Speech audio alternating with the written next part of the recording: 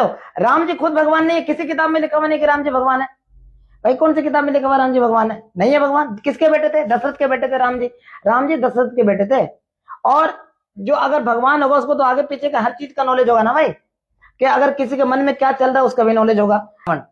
जब रावण सीता जी को उठाकर ले गया तो राम जी ने क्या किया, उनको अग्नि परीक्षा के लिए अपनी बीवी को भेज दिया, अपनी बीवी पे शक कर लिया। कैसे भगवान है भाई, जिनको खुद नहीं पता कि सीता जी जो आई है वो पवित्र है, हमारी पत्नी। हिंदू धर्म में क्या होता है कि कुछ अंधभक्तों ने, कुछ जाहिलों ने खुद ही अपने धर्म का सत्यानाश कर रखा है, खुद ही अपने धर्म का मजाक बना रखा है, जिसको मर्जी उसको भगवान बना दिया। बहुत सारे लोग सचिन तेंदुलकर को भगवान मानते हैं। किसका भगवान? तो क्रिकेट का भगवान। अरे भाई क्रिकेट का भगवान, फुटबॉल का भगवान, भगवान है भाई, कोई मजाक थोड़ी है। जिसको मर्जी उसको भगवान बना दिया। अभी मोदी जी को भगवान बना के, मूर्ति बना के लोग पूजना शुरू कर दिए। तो हिंदू धर्म में खुद ही अपना सत्यानाश कर लेते हैं लोग, समझ भगवान का। हाँ, राम जी एक अच्छे रिस्पेक्टेड पर्सन हो सकते हैं, और राम जी जो है एक अच्छे राजा हो सकते हैं, लेकिन भगवान नहीं हो सकते। सुअर की औलाद जाते जाते ये बोल रहा है कि राम जी एक अच्छे इंसान थे, रिस्पेक्टेड पर्सन थे, लेकिन उन्हें भगवान नहीं बोल सकते। तो भगवान किसे बोल ले? जिस पे तू चादर चढ़ा के आता है, या जिसके पास तू जुम्मे की नमाज पढ़ने जाता है, उसकी फोटो है तेरे पास। अगर तेरे पास उसकी फोटो नहीं है तो मेरे पास आ जाना, मैं दे दूंगा उसकी फोटो। दुनिया का एकमात्र सनातन धर्म ही ऐसा है जिसको बार बार अपने भगवान के प्रमाण देने पड़ते हैं। उनके भगवानों पर ये सवाल उठाएंगे। ये देख श्री रामचरितमानस, इसमें इतने पेज है, पढ़ने में 1 महीने लग जाएंगे। तू व्हाट्सएप यूनिवर्सिटी से पास है, तुझे क्या पता है इसकी वैल्यू क्या है? ये उसके द्वारा लिखी गई है जिसको तू महान एक राजा बोलता है ना, अकबर। मैं नहीं मानता उसे महान राजा। उस अकबर को वानरों और बंदरों के आतंक से बचाने वाले ने लिखी है ये बुक। आप लोग बोलते हैं इसको इंग्लिश में बुक, हम इसकी पूजा करते हैं। ये श्री रामचरितमानस है। इस टाइम इसको हाथ में भी चप्पल निकाल के ले रहा हूं मैं। वो तुलसीदास जिसके जन्म के बाद पहला अक्षर मुख से राम निकला था, वो पैदा ही श्री राम के लिए हुआ था। हनुमान चालीसा लिखी उन्होंने बाद में। हनुमान चालीसा में जुग सहस्त्र योजन परमाणु तुलसीदास ने लिखा है। जुग सहस्त्र योजन परमाणु का जो मतलब है वो सूर्य की धरती से एक्चुअल दूरी है, और ऐसा मेरे साथ साइंटिस्ट भी कहते हैं। लेकिन तुझे इस बात का कहाँ पता? इसका नाम माहिर सर है, इसे पॉपुलर होने का शौक है। मैं तुझे पॉपुलर करता हूँ, अच्छे से पॉपुलर करूंगा तुझे। और तुलसीदास जी के बारे में अगर तुझे हमारे ग्रंथों पे विश्वास नहीं हो, अकबरनामा जाके पढ़ ले, वहां पे तुलसीदास के बारे में सच्चाई मिल जाएगी। अकबरनामा तो तुम्हारे लोगों का लिखा हुआ ही है। अब बात करते हैं इसके अंदर की सच्चाई, जिसमें साबित होता है श्री रामचंद्र भगवान है। पेज नंबर 636 अरण्य कांड में भगवान श्री रामचंद्र माता सीता को ये बोलते हैं कि अब आप अग्नि में समा जाइए, रावण आने वाला है, वो आपका हरण करके ले जाएगा। आप अग्नि में समाइए और फिर अपना यहाँ पे प्रतिबिंब छोड़ दीजिए। और माता सीता ने वहाँ पे अपना प्रतिबिंब छोड़ दिया था, और रावण उस प्रतिबिंब को लेके गया था।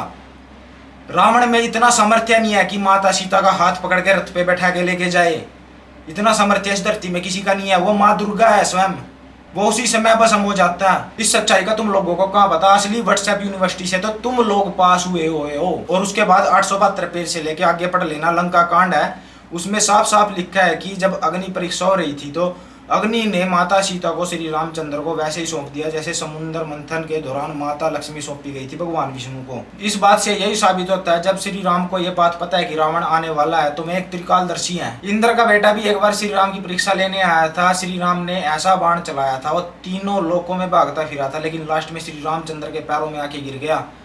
तब जाके एक आंख से काना करके छोड़ दिया था। जिसने ऐसा बाण चला दिया जो तीनों लोगों तक इंद्र के पुत्र के पीछे भागता रहा, वो क्या भगवान नहीं होगा? रही बात माता सीता को वनवास भेजने की, उस टाइम सिचुएशन ऐसी थी, जो दो भी था उसने माता सीता पे ऑब्जेक्शन उठा दिया था। अपनी पत्नी का तो उसने त्याग कर दिया था।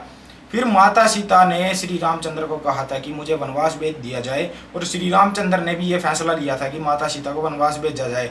और क्योंकि एक राजा का भी यही धर्म होता है कि जो भी राजा न्याय करता है पहले वो राजा के लिए भी खुद होता है, राजा भी उस न्याय में शामिल होता है। जो न्याय राजा प्रजा के साथ करेगा वही न्याय खुद के साथ भी करेगा। तो ऑब्जेक्शन इस चीज का उठाया गया था। माता सीता भी तो इतने दिन बाहर थी, तो आपने क्यों रखी? मैं तो नहीं रख रहा, मैंने त्याग कर दिया।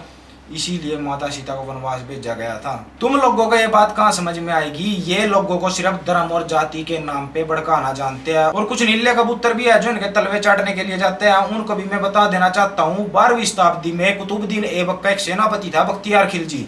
नालंदा विश्वविद्यालय था बिहार के अंदर, उसने बोला कि नालंदा विश्वविद्यालय में मुस्लिम शिक्षा दी जाए, लेकिन बौद्धिस्टों ने मना कर दिया था। नालंदा एक बौद्धिस्टों का बहुत बड़ा केंद्र था, जिसमें देश विदेश से बहुत छात्र पढ़ने आते थे, जिसमें शायद 12 लाख से भी ज्यादा छात्र थे और 5 लाख से भी अधिक टीचर पढ़ाते थे। उसमें बख्तियार खिलजी ने आग लगा दी थी, जिसमें 90 लाख किताबें जल गई थी और 3 महीने तक उसकी आग शांत नहीं हुई थी। आप हिस्ट्री जाके पढ़िए नीले कबूतरों, और इनके तलवे चाटना बंद कीजिए। और ये वे लोग हैं जो सनातन धर्म छोड़ के बौद्धिस्ट बन गए हैं, जिनको इनके तलवे चाटना बहुत अच्छे लग रहे हैं।